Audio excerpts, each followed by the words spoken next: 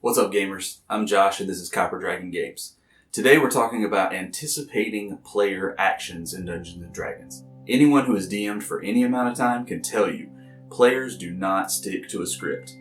And I would argue that that's part of the fun of Dungeons & Dragons anyway. Reacting to their zany plans that they come up with off the cuff is half the fun, if not more than half the fun.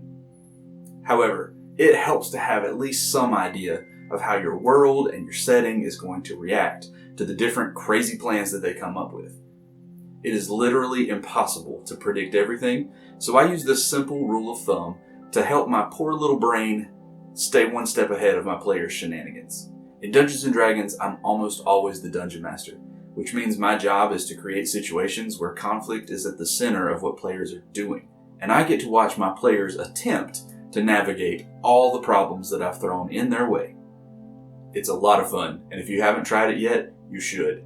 DMing is not as hard as people try to claim it is. In the real world, I'm an educator, and I've spent most of my career as a counselor, which means in real life, my job is the exact opposite of a dungeon master. Instead of creating situations where conflict is central, people bring their conflicts to me, and I help them try to work their way through it. Conveniently enough, the way I frame those conversations where I'm helping students solve problems is the same way that I think through how to anticipate the problems that my players are going to create for me as they navigate my campaign setting. And that's what I want to share with you today. I'll add some text somewhere here in post-production, but here goes. There are only 3 ways to react to conflict. Only 3. The first way is to address whatever problem has come up. And this is what, as dungeon masters, we expect our players to do almost always. We spend a lot of time thinking through the how of how they're going to address it. How are they going to overcome that villain? How are they going to bypass that trap? But sometimes we fail to plan for the other 2 ways that people deal with conflict. One of those ways is just avoiding it altogether. Avoiding conflict can be as simple as running away, or it can be as complicated as trying to redirect a conversation so that a particularly difficult topic doesn't come up. Either way, you're taking action to try to get away from the problem. The third way of dealing with a problem is just to endure it. Sometimes we choose to just tough it out. In this case, we don't do anything to try to manage the conflict.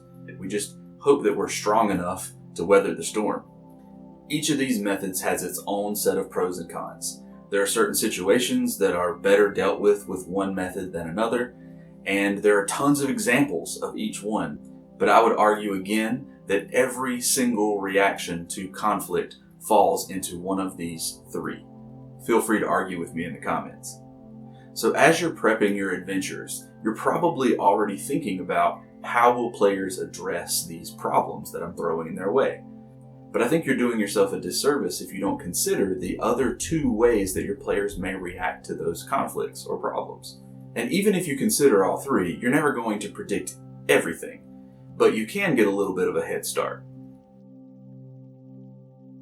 What happens if they skip this part of the adventure altogether? What happens if they just take it on the chin and decide that the consequences are not worth their trouble? Take a trap, for example, that blocks one passageway of a dungeon. You as the dungeon master put that trap there, so you probably already know the ways that they can address it. The saves they need to make if they trigger the trap, the DC they need to make to perceive it in the first place, or to disarm it if you have someone who can do so. But think a little further out than that. What happens to the trap if the players disarm it? Is there a monster that may come back to rearm it? Or will it rearm magically on its own? How do the other denizens of the dungeon respond to this trap that's no longer there? Do they come and inhabit this passageway? Do they ignore it altogether? Would they even have a reason to come down this way? And do those questions even matter to your story in the long run? If they don't, feel free to skip them. But if there's any chance your players will come back to this dungeon, or maybe not leave the dungeon, but explore other places and come back to this area, it can be really important to know. And don't neglect the other 2 ways that they could respond to this trap being there. What if they decide the trap is not worth dealing with in the first place? What if they just skip that passageway and never explore? Is there some clue or item down that passage that's necessary for your campaign? And what if you've got that Kinder in your party, that halfling in your party, who knows no fear and just walks down that pathway regardless of the fact that there's a trap there? Can the party endure it? If they can't, is this a TPK? And if they can, how many resources are they losing, and what does that mean for the rest of what you had planned for the session? There are no wrong answers to any of these questions. The important thing is to consider them. I found this approach and these questions to be a huge help in how I plan my adventures. I still can't predict everything my players do, and I really wouldn't want to. That would ruin some of the fun for me as a dungeon master. But if I've already thought through these questions ahead of time while I'm planning the adventure, when the players get into the adventure and throw me curveballs, I know that I can respond to those shenanigans more consistently and with more confidence. I hope you'll find this approach helpful to you as well. And I appreciate you hanging out with me till the end of the video. If you like what you saw, learned something new, or just enjoyed hanging out, I hope you'll click that subscribe button below and come back to join me next time when I'll be back to bring you more D&D tips and tricks. I'll see you then.